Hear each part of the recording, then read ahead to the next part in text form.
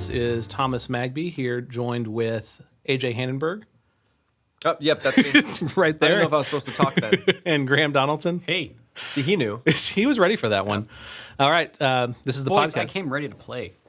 But this isn't your topic. So are you ready to Boys, play? I came ready to list. Even better. Participate. in a Kindly. discussion. Yeah. AJ, I think you're the one with the topic today. So today I wanted to talk about the 7 deadly sins, and as they relate to, there's 7 virtues that go along with those. I anticipate maybe doing those at a later date. But I want to talk about the 7 deadly sins and the 4 cardinal virtues from antiquity. And as we discussed them, I quickly came to realize that Thomas probably knows more about this than I do. He's read a few books on the topic. I don't think that's true. A lot of mine's coming from Dante. I knew that Thomas knew a lot about deadly sins. This was... So I was the So should only I one introduce that the didn't topic, know. or- I'm the one that didn't know that Thomas knew more about this than I did. No, Graham's going to know a ton about this too. I just live them out. Yeah, well, all the virtues have to be embodied. So, is the teacher the curriculum? The sins. Oh, sorry. Okay, well, let's go ahead and start, and Thomas's knowledge will become obvious as we sort of move through, and he corrects me. That's not one of the vices. Oh, sorry. What? Oh, can I call them out as you go? Like, that's actually not one of them. I would appreciate if you just go idiot whenever it happens instead of actually correcting. Sure. So the first I want to talk about is lust, and I think this is one with which we are all familiar. And I think the cool classical thing about this is it's an elevation of the appetites above where they should be, and this is true of a few of the different vices. And that's, as we've talked about the tripartite soul, which strangely is becoming a pretty dang good foundational episode for this whole podcast, the tripartite soul, which I was saying tripartite for most of the thing. Is it with the T at the end? It's tripartite? Yeah. Tripartite. It's tripartite. Mm-hmm. There you go. But totally. So much for a good foundation. Yeah. You can't even Well, spell. the theory's pretty good. So it's taking what should be the lowest piece of man, our appetites, and inverting them above our reason and our willpower, right? Where it's basically being swept up by something. And Dante captures the feeling of lust in I think it's the first circle of hell after limbo. I think it's circle number 2, and it's people being swept up in a whirlwind and whipped around by things. And that's what really happens when lust takes you, is you're swept up by it, right? In Dorian Gray, it talks about this period in sin where you feel as though your agency has been taken and every fiber of your being is involved in the sin. And I think this is probably truer of lust than almost anything else, right? This is one where... yeah, there are some slow burning sins like pride. This is one where you are swept up, very much like wrath, and that's lust, right? Is that so? Just because you referenced Dante, so like, they're an increasing order of severity, right? So like when you get like Satan at the bottom of it, like because he's the worst. So like lust is not as serious of a sin. Yeah, and generally I think that's held across antiquity, is that lust is one of the less serious sins because it's one of our animal sins. It's a sin of the appetite rather than a sin of the intellect or the will or violence against anyone else. It doesn't, it can be just turmoil inside of you and you can't necessarily help it. So it's like a sin of a weakness. You didn't have the strength of the fortitude to not be swept up, as opposed to a sin of the willpower, or a sin or a premeditated sin of betrayal, which is the worst sin that's at the bottom of Dante's hell. Yeah, that morning it's probably unlikely that you woke up and you're like, I'm going to commit lust today. Unless you had been participating in that sin for a really long time. Yeah, so that idea of being swept up is a really interesting thing, because I'm doing Romeo and Juliet in 10th grade right now, and every year there's always a student that says, well, maybe Romeo has a sexual desire that for girls. First it's Rosaline, then it's Juliet. And he gets swept up in teenager. This. And this is what Mercutio says, Romeo, he just wants to, get with the girl. And then but then Romeo and Juliet definitely get swept up in this thing, and you get the sense that as the play goes on, that there is no way that they're gonna get out of this. It's just time is moving too fast. Everything is sort of going against them. It seems like as soon as it's not even like a decision was made, it was just the ball was rolling and nothing's going to be able to stop it. And so that image of the whirlwind in hell is, I think, a really apt one for this. That it's just they're sort of carried away completely with it. And I was just looking up. So we talk about Inferno, but in the Purgatorio, it's the last sin that is dealt with. Lust is what directly precedes paradise at the very end. Do you know how It's a fire. it's a fire? Yeah. It's not only is it a fire, it's a fire where you are in the fire and you have to either listen to or repeat stories of rightly ordered love. So if excuse me. So if you have lived, so in purgatory, it's where you are undoing the sins, but they haven't been to the place where they were so much that they were deadly sins to cause you to be in hell. In purgatory, you need to be it's the You need to be cleansed of those. you need to be sins. cleansed of the sins. Yeah. And so the fire, you have to actually see examples of love done right because you have lived examples of it being elevated to the wrong place. And so then in order for them to walk out of it, they have to almost do this liturgy of educating their affections for what actual good, true, ordered love looks like. And that's one of the problems with lust is that it puts the self before the other, right? Lust is not necessarily, we imagine it's the sin that happens between two teenagers, but in the specific sin of lust, it would be one teenager overly concerned with his own sexual desire rather than the well-being and the sexual desire of the other person, right? It's where you are in it for yourself. It's the one night stand, right? Where you never call the other person. You're not concerned with how they're feeling. It's simply for self-gratification. So that it can also be present in a relationship, in a marriage. Because if someone is overly concerned with their own sexual desire over and above the well-being of the relationship, that's the inappropriate raising of the appetite to a place where it's not supposed to be. Yeah, and then even worse, lusting after someone that is not your wife, right? Sure. That is Oh, ultimate disconcern for the person with whom you should be concerned. All right, the next one I want to talk about is gluttony, and that is overconsumption of anything to the point of waste, right? I don't feel like we have a problem with that in our modern world. That was good. Maybe not with food as much as with. When was the last time you heard a sermon about gluttony? Never. Seriously. I can't remember the last time I heard a sermon about gluttony. Are you being sarcastic? No, or? I'm being serious. It is, I feel like, a thing that is so prevalent in our society, wastefulness and the overconsumption of food. Like, we make it into a joke. Oh, man, Thanksgiving, I'm so stuffed, go wear my turkey pants. But it's, we could be reinforcing a vice and celebrating this a vicious thing that is actually turning our souls away from how we should be relating to the things we consume. So one of the things that was important in antiquity is that someone's gluttony could be taking food out of the mouths of someone who really needed it, right? Your overconsumption was causing the underconsumption of someone else. And I think that's perhaps one reason why it isn't so prevalent in our society is that there's such an overabundance of available food that we literally don't have to think about it. Yeah. We don't have to consider that my overeating of Cheetos is going to take those same Cheetos out of some other person's mouth. Sure. Cheetos are maybe a bad example. Bad example. But every sin that is done against somebody else is a dual sin because it's always a sin against yourself. And so in Dante's hell, they're not in hell because they're being punished. They've sent themselves here. They've punished themselves by living a life of sin. And so, yes, we don't need to worry about other people not having enough food, but there is still the sin against the self by over consuming. And it's the inversion of the soul, right? I'm putting my appetites above everything else, and it's being overconcerned. Like food is usually what we think of, but it's not just that. I mean, Aquinas he focuses on food. He says it's eating too expensively, eating too daintily, eating too much, eating too soon, eating too eagerly, right? So he focuses really hard on food, but I'm not sure Dante does.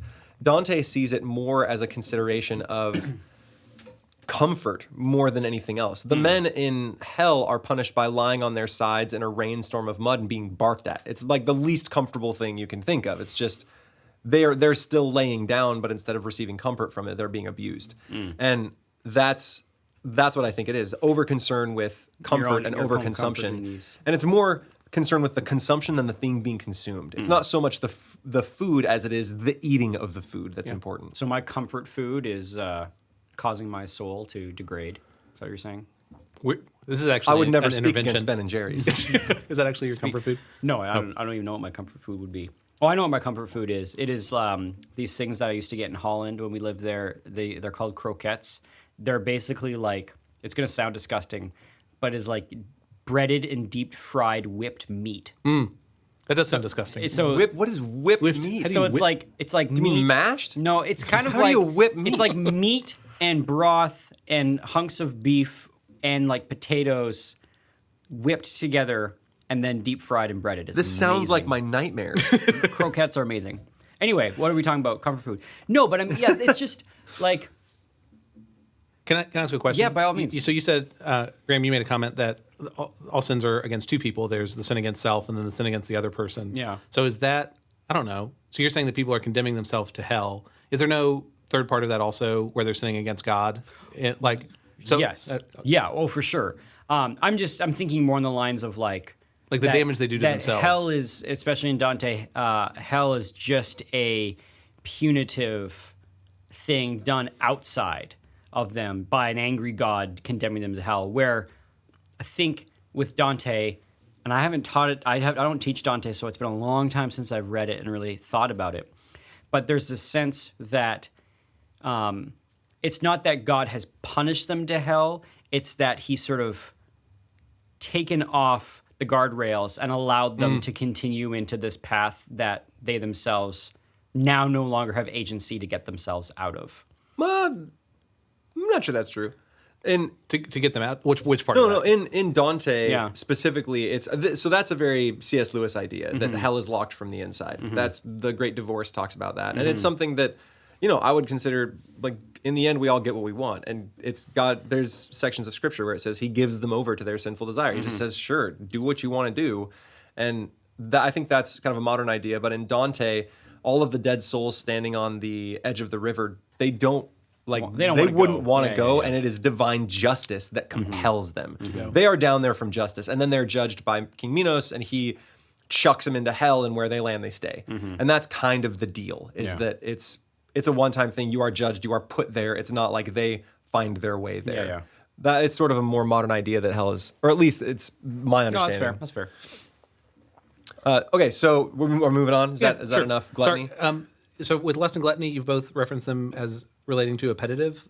Is that a thing that Dante is doing, that he kind of groups together the appetitive as like less serious, and then like is there a way I can group these sins as I go deeper into hell? Yeah, so Dante groups them in three sins of. I'm gonna have to remember here, but it's Sorry. sins of the wolf or sins of the appetite, sins of the lion or sins of violence, and then sins of the leopard or sins of fraud.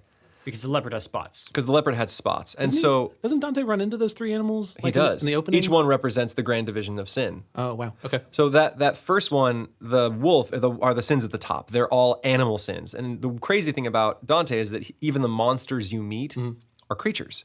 Right? This is where you meet Kerberos, the dog. It's where you have dogs running around. Like it's creaturely. And then when you move on to the next piece, this is where you see half humans. You see the harpies. You see the centaurs. This is the sins of, I think it's the sins of the will. Okay. I mean, it's where we see wrath and it's violence against others. It's where sin specifically isn't against like the self, but it involves other people. You're hurting others at the same time.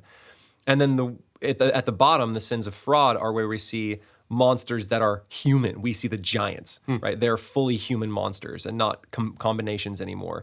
Geryon is the last combination monster where he has a human face and a lion background. And then after that, we see like devils, the Malebranche. And so he divides it, creatures and then half creature, half man, and then fully man sins, right? Sins of fraud, that's something that humans do. And then goes wolf, lion, and then what was the third? Leopard. Okay. That's cool. Sorry. Okay, so moving on to greed. Again, this would be one that is in the higher echelons of hell for Dante. So it's still an appetitive? It's still an appetitive, and this is the love of possessing more than it is the love of comfort, like gluttony. And usually this is associated simply with money. And the important thing here is you're refusing the eternal things for the temporal. I'm saying no to heaven so that I can possess things here. And it often involves, just like gluttony, hurting others. Right? Greed can mean sins of simony, selling church office, sins of usury or loaning at exorbitant interest rates. Sins of usury used to not just mean any form of interest. any forms of interest. So for a long time, It was not you allowed. were not even allowed to charge any interest on loans. two fellow church members. Two fellow church members, which is, and so that means that people who were outside the church needed to be the ones that were providing loans. providing loans.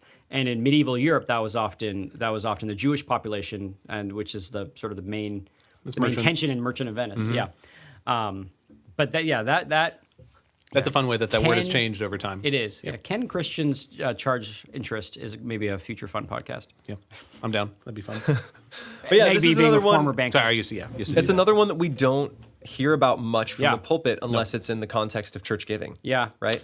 Greed or usury? Well, usually never. Never. Yeah, I've that's what I was never thinking. heard it Yeah. from the pulpit once, but Yeah. greed specifically. Yeah, sure. Right? How often do we talk about that? But we do talk about like materialism. Is this any different than a materialism? Just like loving fancy things or loving. Yeah, I don't think so. I think Yeah. that's a fair.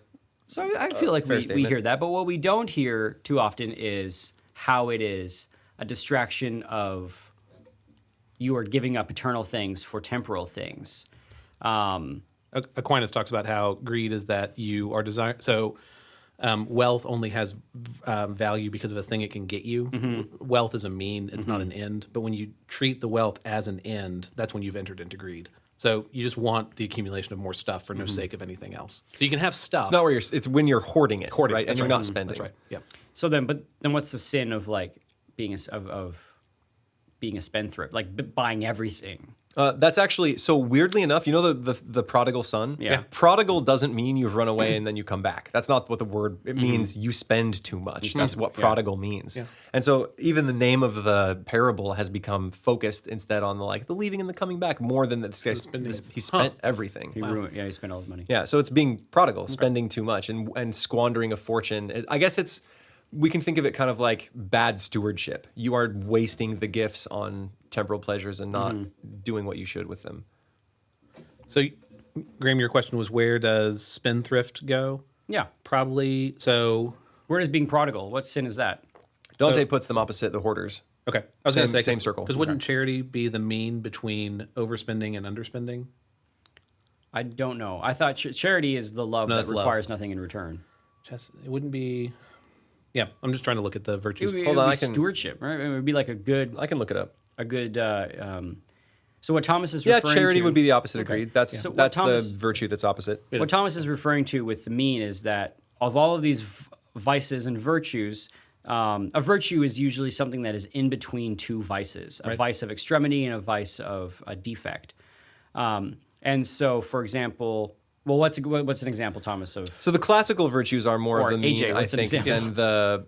than these the virtues. seven. The seven virtues are kind of opposite. Like the opposite of lust is chastity, right? And that's I don't know if chastity is a mean. Well, I guess it could be the mean between being a prude. over and under, Right. In terms of like Though it's funny because prudence is one of the four classical virtues. Well, but prudence and being a prude, I think, are different, not the same right? thing. But Aristotle has these funny examples where he'll talk about there's an excess of wanting to do fun stuff, but there's a if you are a bump on a log, that is also you're not enough human, you're not enough alive. So there's a mean between those two, and I thought that was prudence of not being scandalous, but not under having fun. Like you should still have fun. you're like a complete joyless robot. Yeah, you should not be a joyless robot. Okay. I can get behind that. I was going to talk about that in envy. It actually pops Keep up. going. All right, we're sort of bleeding the virtues into the podcast on the vices. So Sorry. let's stick with No, that's these. fine. So the next one up is sloth or acedia, and this is a kind of a big thing in the classical world I right want now. to talk about this. You don't. Hey, with the jokes, the guy with the jokes. Have y'all listened to the Catholic Stuff You Should Know episodes on this stuff? I have not. They keep calling it sloth. Like Really? Yes. Instead of sloth, they call it sloth. Sloth. Is that like this a Catholic thing? Swath versus swathe? Yeah, maybe. I don't know. So sloth is the animal. Sloth is the sin. No, dude, I will. That is not a thing. I will. Look, get I'm not I'm just into it. repeating to you. Look, we stole their name, so I thought we should at least throw that out there. All right. It's not like we stole this from that podcast specifically. That's true. Okay. Either way, I'm Sorry. going to pronounce it sloth. Sloth. Okay. So sloth or acedia is the omission of responsibilities. It's good men failing to act. And I think the best definition is it's a lack of feeling for the world, the people in it, and especially spiritual advancement. And I'm getting that definition from Henry Fairley's excellent book, The 7 Deadly Sins Today. If you're curious about this, check it out. With pictures. It's real good. Yeah, with drawings by Vint Lawrence. And there's only like 8 or 9 pictures. Aw, that's too It's bad. really kind of sad. There's But probably 7 pictures. no, there's more. There's okay. one about. Anyway, that's neither here nor there. So this is kind of the important thing here is the disbelief that one can change and improve, especially in relation to spiritual advancement. That's acedia? Yeah, that's acedia. I might as well not try because nothing will ever get better. And then it becomes not only a lack of feeling for spiritual advancement, but for the world in general and for the people in it. Like, why do I care? I'm broken. I'm just broken. The world's a broken place. I'm a broken person. We're just broken people. We're never going to move on. Full stop. We're never going to move on. Yeah. I'm just going to struggle with this forever. Why should I pray about it? It's not going to get better. I've prayed before. It didn't work. I'm out. Dang. We were talking. It's a bummer. We talked before the podcast about how like the whole 7 deadly sin thing has developed over time, and so the original version of it was 8 deadly thoughts from a desert father named Evagrius, and the 2 things that were combined into acedia were sadness and sloth. And so that's why we call it sloth. So one, Aquinas has 2 definitions of acedia. One is sadness about spiritual good, which is what AJ is talking about, but then it's also despair over action. It's Why try? Why try?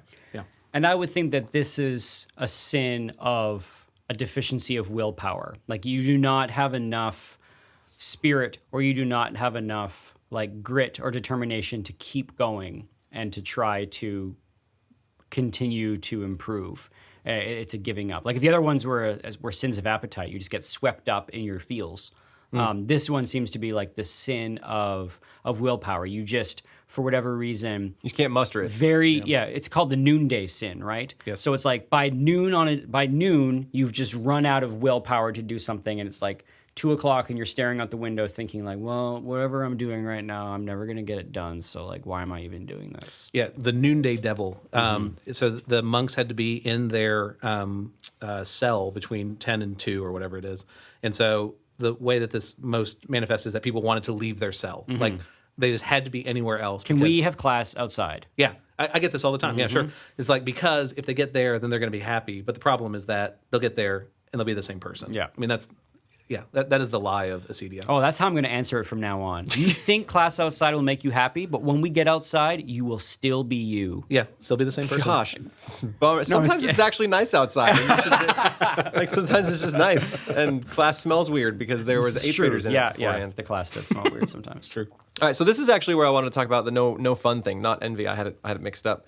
But another quote from Henry Fairley: "At any age, it is the face of those who are already old beyond their years, who seem never to have known any springtime, whether in their own lives or around them each year, in whom the sap seems never to have risen." It's the person who's old beyond their years and like, "Hey, we're gonna go do a thing," and they're like, "Yeah, all right, I'll stay home," and kind of not be a part of things. But call it maturity, right? Yeah. I mean, I see this a lot. I think this is the sin du jour or whatever, if you want to. This is one, I don't think it's just in teenagers, which we spend most of our days with, but I think that this is like one that has infected Western church culture to a great extent. The idea that I can never get out of my sinfulness and brokenness, so why try? And everything just now needs to be a coping mechanism. That the gospel is just therapy that's giving me enough oomph just to make it through the day. Yeah. Welcome to church. You made it through another week, right? Like that's not a good way of thinking about the faith and the gospel. So easy to fall into. And it's so easy to I think fall this. into. I mean, this is like, I don't want to get too confessional, but this is a sin that I really struggle with. Like it is hard to convince myself that things are gonna be different this time. You know, it's easy to fall into this and get discouraged. Yeah. So, AJ, you bring that up just reminds me of something with these sins is that in Dante, there's this concept and idea of a besetting sin. And the besetting sin is the sin that is the thing that is most strongly associated with the person's character. So you have these characters in Dante's hell, and they're at these various circles. And it's not that they're in these various circles because so if you're in the top circle of lust, it's not that the only sin they committed in their life was lust. Or there was just this one lustful thing that they did in their life that was like, God's like, yep, that's it. That's the thing. You're done. It's that it was the besetting sin. And so when an individual person thinks about sin, the actual action or the sin that pops into their mind is going to be that besetting sin, that particular thing that just they can't shake. And I remember having a conversation with when I was a teenager. He was like he was the camp director, and he was basically my spiritual mentor. He was my Ambrose. And I remember him saying eventually, like, his besetting sin was gambling. He can't even just think about the game. He just doesn't even like playing card games because it just captures his heart and mind. And here's this godly man that I want to emulate. And I remember thinking, like, I have never thought about gambling. I have no problem. Not a problem for me. I have no problem with this at all. And so all of a sudden, like, a spiritual war that I did not know was taking place, I was given it into realizing that it was taking place. And every day I ended without thinking about gambling was no great victory. And every day that he ended not thinking about gambling was like an epic defeat of the devil, right? So I think I don't know how fruitful it is to spend a lot of time thinking about besetting sins. I think You probably already know yours. You probably already It probably know popped yours. into your head immediately as It we is started. probably more of a fruitful exercise to think about like the virtues that come more easily to you, and trying to use those virtues to help grow the others because they are all connected. But yeah, so this besetting sin is the thing that pops into your mind when someone says Sin. the sin that you do, and you're like, all right, well, it's that. Does Dante have does Dante have an answer to what to do with that? So you have a besetting sin and Purgatory. I mean, I think the book of Purgatory is kind of like his guide for you're not dead. Purging. You can get to heaven.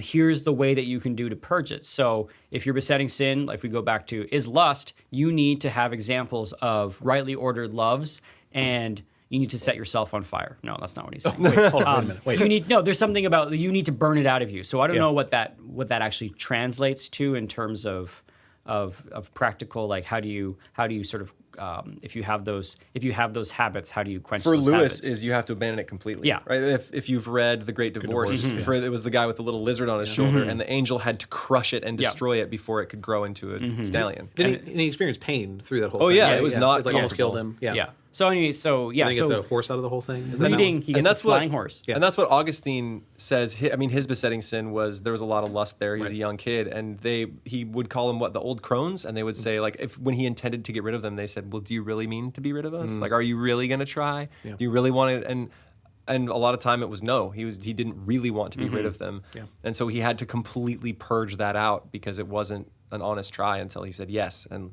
tossed them all. So Purgatory can be read almost as like a field manual for the types of the ways to root out those particular sins. Yeah. Because it's to work on the soul's perfection. So that's fun. Yeah. That'd be a good exercise to even go through. Well, and AJ was just talking about this, but each of the vices that Dante's going through has a opposing virtue, and so in response to greed, one would practice charity or generosity. That's what In response to sloth, diligence, like work hard, find something and work at it, and then see. I think maybe once it delivers a change to you, then you think, oh, I can do this. Yeah. Right? And I see that with students. They're like, I can never work hard, I can never do it, and then I help them Do it write once. a single paper, Yeah. and they're like, wow, I don't have to be a dummy. I can tackle this. All right, so let's maybe hustle through the next couple. All right.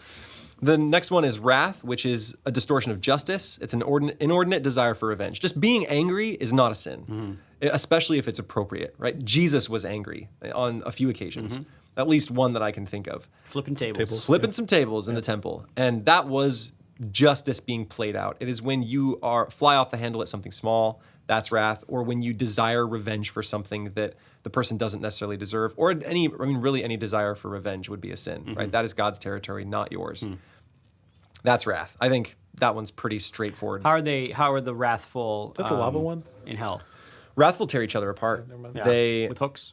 No, they bite each other. Oh dang. They are tumbling around in a river full of poop, and there it they poop and mud, and they fight each other and tear each other, and under them are the slothful. The slothful are trampled underneath the fighting people, and they all you see of the slothful is just bubbles coming up on the.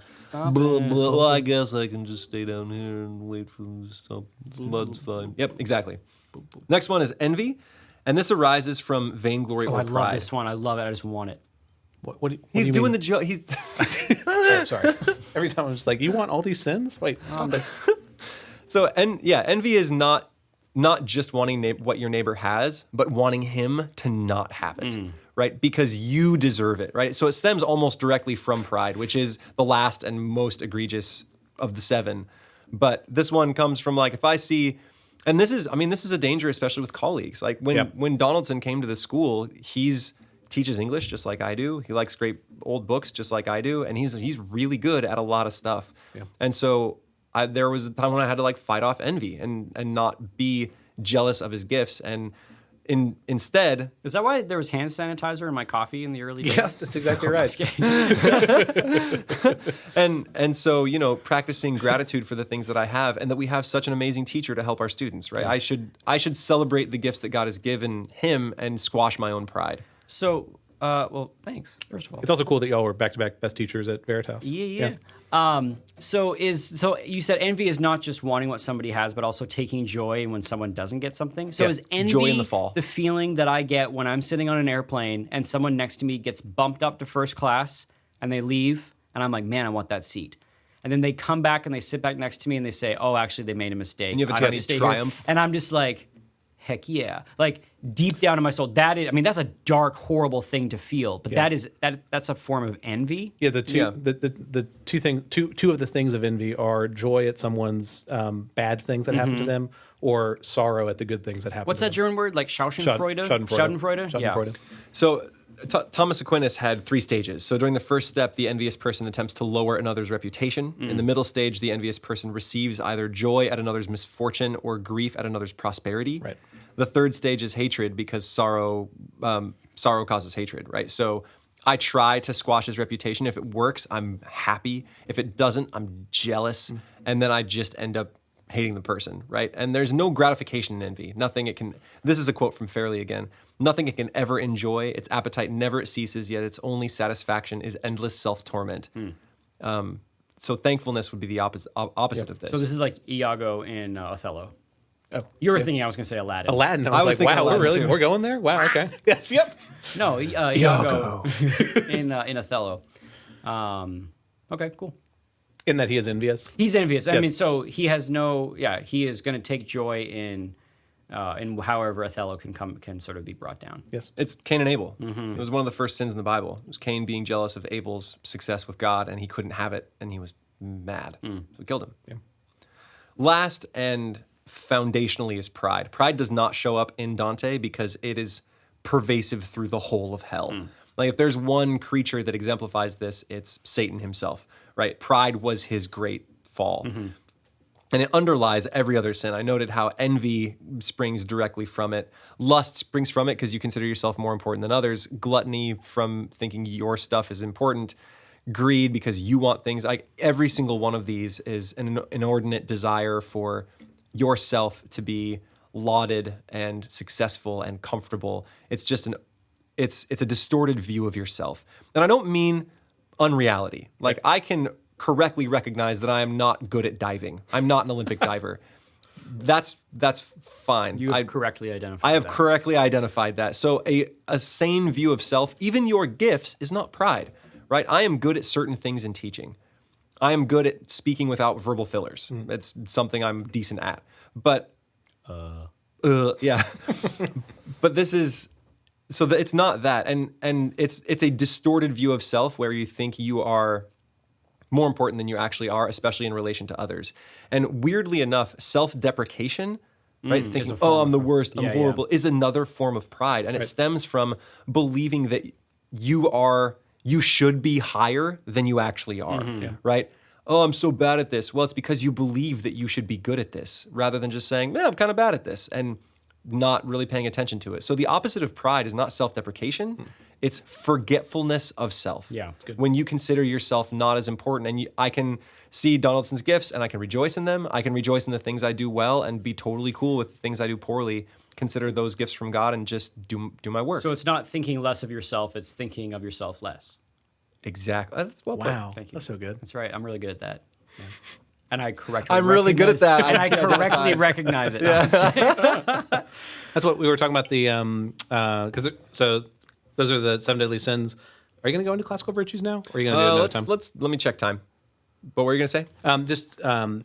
That whole idea of like seeing self rightly. That's one of the classical virtues is justice, and so justice also says that there is a certain amount that is due to a person. Like your work should lead to a certain outcome. You should not think you should get more. You should not think you should get less.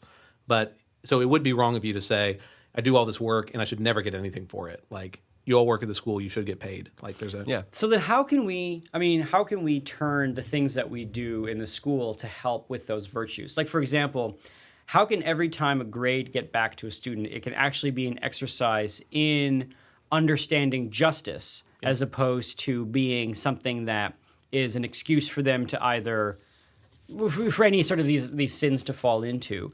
And I don't think the answer is just, well, the students need to change their perspective. I think that's a huge part of it. But I mean, there's got to be a way that as educators, we can turn Encourage them. the little liturgy of grading and giving back a grade into something that helps them love justice or really sort of help virtue. I think there's a few things to focus on. One is encouraging them not to share with each other, right? The impulse to share your grade with your neighbor is almost always out of envy or causes envy.